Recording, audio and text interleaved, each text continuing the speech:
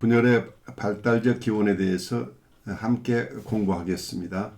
보통 내사라고 불리는 어머니에 대한 아기의 내재와는 수유 동안 어머니의 존재를 물리적으로 감각하면서 시작되지만 이는 아기에게서 내부와 외부의 경계가 발달한 후에야 비로소 의미를 갖게 된다.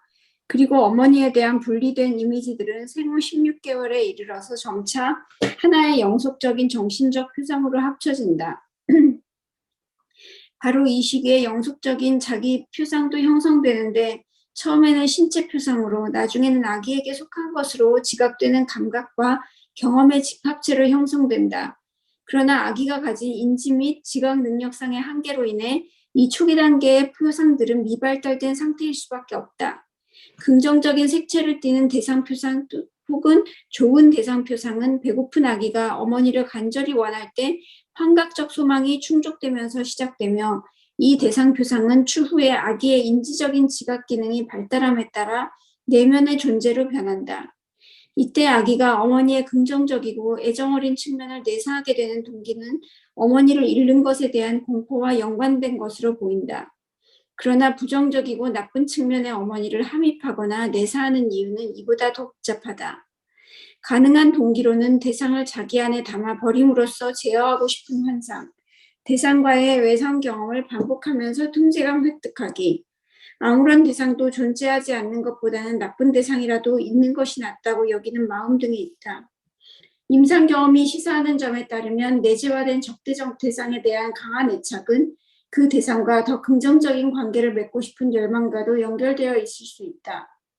단 내사된 대상이 반드시 실제 외부 대상과 연관되어 있는 것은 아니다. 예를 들어 어머니는 단순히 다른 자녀를 돌보아야 했기 때문에 즉각 수유를 원하는 아기의 요구를 들어주지 못할 수 있지만 아기는 그 어머니를 적대적이고 자신을 거부하고 자신을 돌봐줄 여유가 없는 대상으로 내사했을 수도 있다. 아이들이 어떤 외부 대상을 표상을 가져오는데 그 표상 자체는 현실 대상이 아닐 수도 있다는 얘기예요.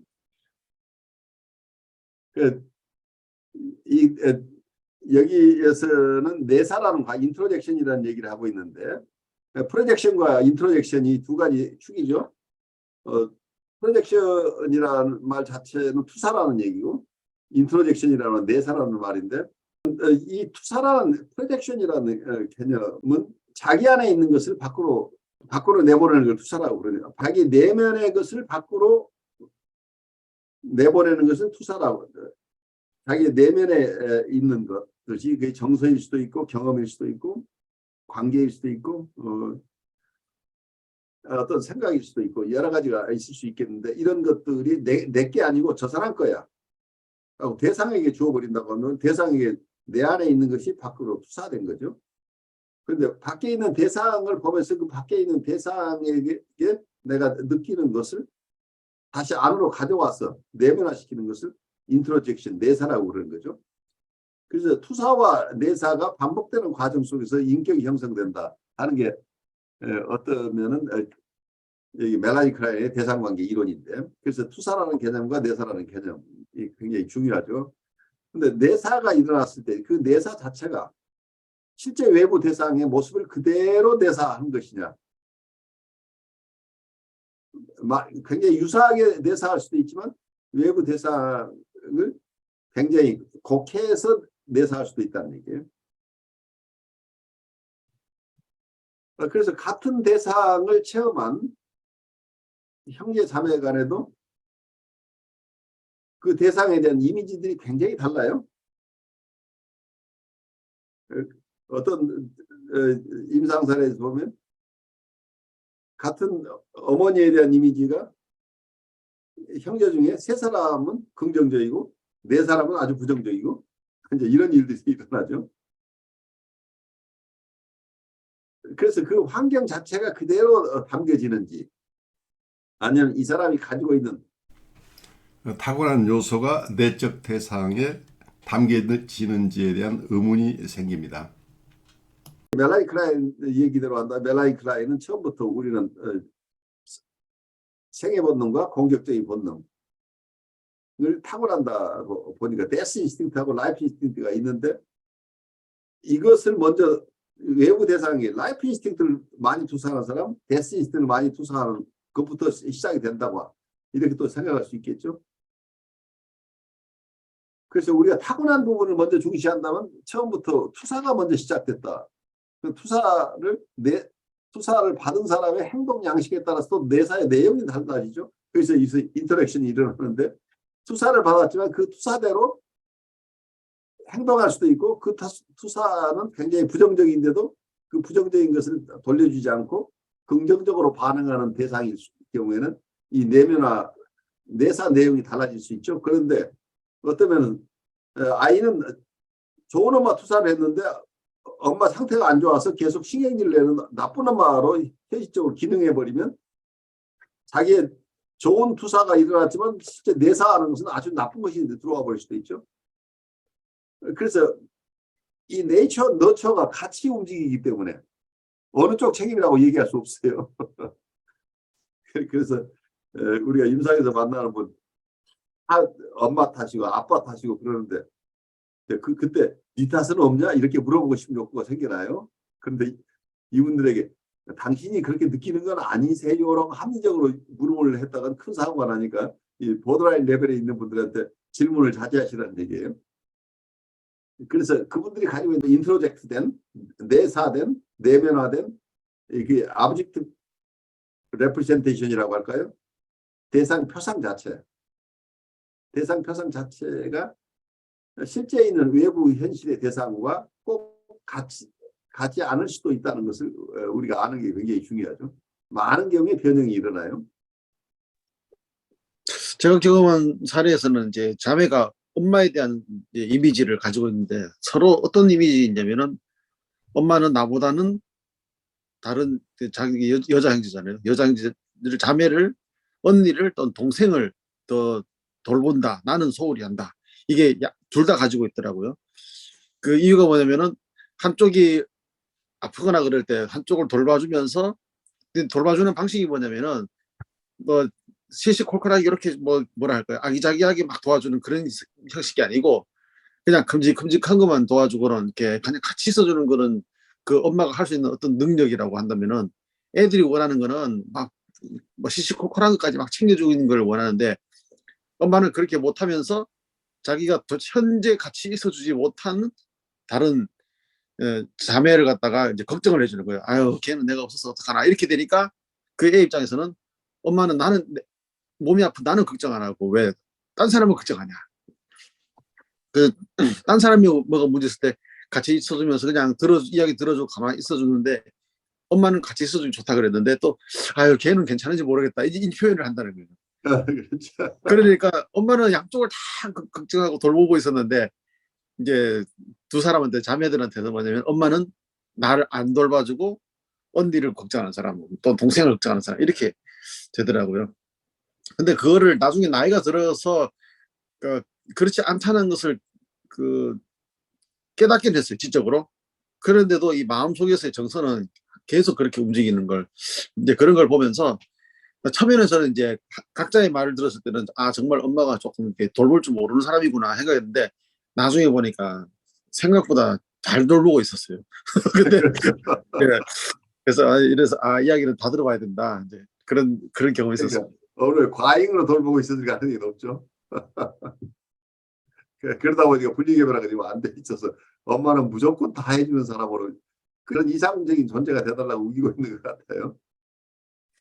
아까 첫 번째 그 시간에도 잠시 생각했던 어떤 분에 대한 얘기가 지금도 약간 조금 생각이 나는데요. 그 여자분은 아까 시기심할 때도 너무 생각이 났는데 사실 저희가 다 마찬가지로 속의 자신을 어떤 이미지로 갖고 있냐가 굉장히 중요한 것 같아요. 그래서 그 여자분은 모든 사람, 모든 좋은 사람과 주위의 사람한테 너는 좋겠다, 누구는 좋겠다, 되게 겉으로는 굉장히 부러워하는 이걸 입에 달고 사는데 제가 옆에서 느끼는 거는 굉장히 공격적인 시기심 같은 거예요. 네.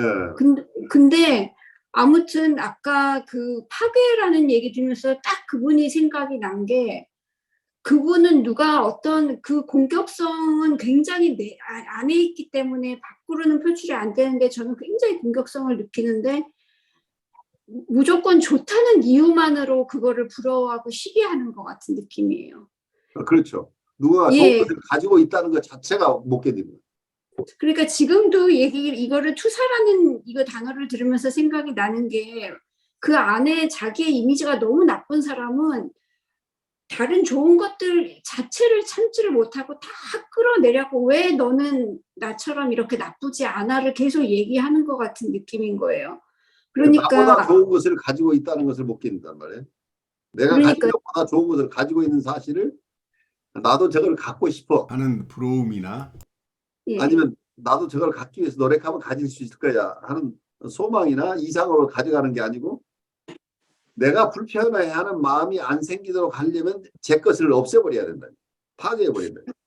그러니까요. 그런 분들이 만족하는 길은 모든 세상이 다 파괴돼 갖고 자기처럼 황폐해지는 길밖에 없을 것 같은 그런 굉장히 황폐함을 제가 느끼거든요. 옆에서. 굉장히 큰 황폐함으로 갈 수밖에 없단 말이에요. 이 역동이 계속되는 한. 그러니까 좋은 것이 하나도 세상에 남아있지 않아야 세상에 좋은 것은 하나도 없어야만 내가 불편하지 않다는 이런 어려운 상황으로 가버리잖아요. 그러니까요. 아까 그 목사님께서 치료받을 그런 필요를 못 느낀다고 하셨는데 당연히 치료받을 욕구를 못 느끼 그런 분들은 못 느끼실 것 같고 참 안타깝다는 생각과 굉장히 측은하다는 생각이 들어요. 굉장히 그래요. 안타깝다는 생각이 듣고 어떻게 도울지를 모를 것 같은 그런 느낌이고 아무튼 예 그렇습니다. 하여튼 그러니까 어떤 면에서 예. 우리가 굉장히 중요한 게 하이데거가 사르트르가 실존이 본질에 앞선다고 하는 얘기는 본질은 실존의 취사 선택에서 만들어진다고 본다고 한다면 이거 희망이라는 얘기예요. 그러니까 네. 내 안에 여러 가지 내 자화상을 내가 스스로 만들어가는 과정일 수 있다는. 그러니까 내가 내 배드 셀프를 가지고 있다고 하는 것은 내 책임이라고 말이에요. 어떤 면에서. 예, 맞아요. 예. 내가 좋은 아이덴티티를 내가 형성할 수도 있는데 내가 꼭 굳은 것만 내가 선택해서 나라고 옮기고 있단 말이에요. 이거 자체가 초이스라고 한다면 이 선택을 자유의지를 우리가 가지고 있다고 하는 한 내 본질을 구성하는 것은 내 책임이라고 하는 것을 우리가 철저하게 받아들인다고 한다면 그 자체가 책임이라고 얘기할 수 있지만 또 한편에서는 저는 희망이라고 봐요. 이게 변할 수 있다는 얘기잖아요. 내가 낙원을 건설할 수도 있고 지옥을 건설할 수도 있는데 어떤 사람은 지옥을 건설하면서 평생 그 지옥 속에서 사는 사람이 있고 어떤 사람은 스스로 낙원을 건설해가는 사람이 그러니까 자기 셀프 자체가 낙원으로 패러다이스로 변하는 사람이 있고 어떤 사람은 이게 지옥으로 점점 더 불길이 센 지옥으로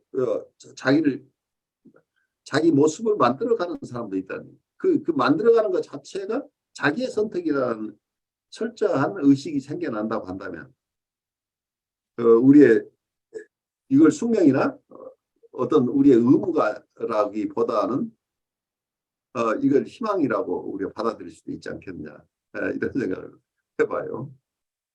그 얘기 들으니까 제가 이 수업을 들으면서도 어떤 그 아까 그런 사례 든 사람이나 어떤 사람을 판단한다는 것 자체도 사실은 굉장히 저 자신으로서는 굉장히 뭐라고 할까 오만하다거나 할까 이런 일이 아닐까 싶어요. 아까 그 나무 그림을 그린 그 학생처럼 그 불씨가 아까 실존 얘기하셨는데 그 진짜 그 새싹 하나가 그 씨앗이 어딘가는 숨어 있을 수가 있잖아요. 그렇죠. 그분 안에 그 예. 있다는 건 믿음이 우리가 있어야 된다. 예, 그러니까 항상 그 가능성이 있다는 그런 눈으로 보는 것도 나름 중요하지 않을까 하는 생각도 들긴 들어요. 좋아요. 그러니까 근데 너무 그걸 가지고 죄책감으로 가지고 있지 마시고 근데 현상에 그분이 자기를 클레임해야 되는데 자기가 자기 것을 가져오지 못하니까 실제 그 사람의 실존의 모습은 그렇게 비참한 상황인데 그분이 다른 것을 선택할 수도 있다는 희망을 우리가 가질 수 있는 거죠. 그래서 네. 그분은 어쩔 수 없어라기보다 그분에게도 좋은 기회가 되면은 좋겠다. 좋겠다 하는 우리의 좋은 마음을 가질 수 있게 되는 거죠. 그래서 우리가 지나치게 숙명론으로 빠질 필요가 없다는 얘기예요. 어쩌면 우리가 실존의 의미를 희망적으로 보는 한. 저는 되게 되게 좀 가벼워진 느낌으로 마음이 좀 홀가분하면서 안정적인 느낌을 받았습니다. 그래요. 고마워요. 여러분들 어려운 주제 가지고 함께 해주셔서 고맙습니다. 우리 또 내일 봬요. 수고들 하셨어요.